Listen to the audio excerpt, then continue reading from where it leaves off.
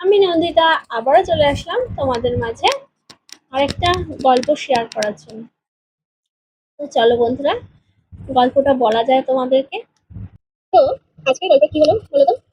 তো একজন না তোমার একটা ছেলে ছিল। তোমার ছেলেটা কি বলতো, ছেলেটার বাবা কিন্তু খুবই অবস্থা ভালো। হ্যাঁ, তা অবস্থা ভালো যখন, তো ছেলেটা কিন্তু চাকরি বাকরি করার কোনো দরকারই পড়ে না। হ্যাঁ, তো চাকরি বাকরি করার দরকার নেই, তো ছেলেটা খুব ভালো নাচ করতে পারতো। এরপরে ছেলেটার ইচ্ছা যে ভবিষ্যতে সে নাচকে তার পেশা হিসাবে নেবে। হ্যাঁ, কিন্তু বাড়ির লোকের খুব আপত্তি, না ছেলে হবে নৃত্যশিল্পী। হ্যাঁ, বাবা বলছে না, তুই কেন নৃত্যশিল্পী হতে যাবি, তুই না কেন নাচ করবি, তুই আমাকে মানে আত্মীয় স্বজন পাড়া প্রতিবেশী কি বলবে না, বাবা এত বড় বিজনেসম্যান আর ছেলে হলো তোমার নাচ করে, আমার মান সম্মানের কথা একবার ভেবেছিস? বলে তাই করে ছেলে না, আমি নাচ করবো বাবা, আমার খুব নাচ করতে ভালো লাগে। হ্যাঁ, ওসব কথা ছাড়, তুই ভালো করে তোমার ব্যবসাটাতে মন দে। তা এবার কিন্তু বাবার কথা সে কিছুতেই শুনলো না। সে কিন্তু বাবা কিন্তু অনেক দিক দিয়ে বাধা দেওয়ার চেষ্টা করলো। তোমার আশেপাশের লোকজন প্রচন্ড টোন টিটকানি দিল, তার আত্মীয় স্বজন তাকে প্রচন্ড মানে টোন টিটকানি, ওই দে তুই কি করছিস, তুই একটা ভালো না বাবার ব্যবসা না সামলে, সাধারণত এই কথাই বলে, বাবার ব্যবসা না সামলে তুই নাচ করছিস, তাও একটা ভালো জায়গায় নাচ নিয়ে গিয়ে কোনো কিছুতে এগোতে পারবি, নাচ নিয়ে তোর কোনো কিছু সুনামও হবে না, বরঞ্চ বাবার ব্যবসাটা মন দিয়ে কর, তাহলে যদি টাকা পয়সা আসে, নইলে বেকার বেকার বাবার পয়সা ধ্বংস করে কোনো লাভ হবে না।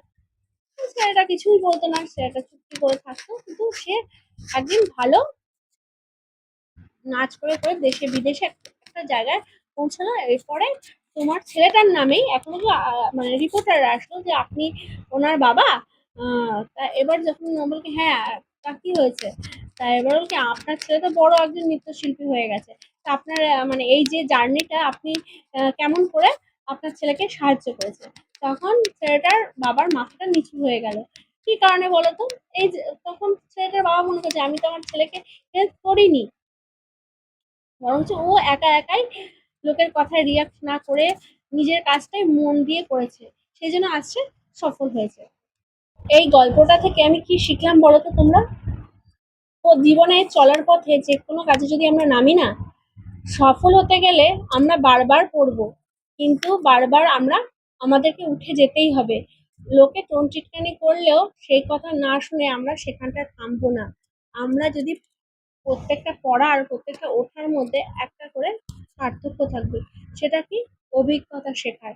তুমি যখন সফল হবে তখন তোমার পেছনে হাততালি দেওয়ার লোক অনেক থাকবে, কিন্তু তুমি যতক্ষণ না সফল হচ্ছ, তোমার কাছে তোমার পেছনে হাত দেওয়ার লোক কিন্তু খুবই কম থাকবে। তাই চেষ্টা করে যাও, একা একাই চেষ্টা করো, লোকের কথায় কান দিও না, ঠিক দেখবে সফল হবেই।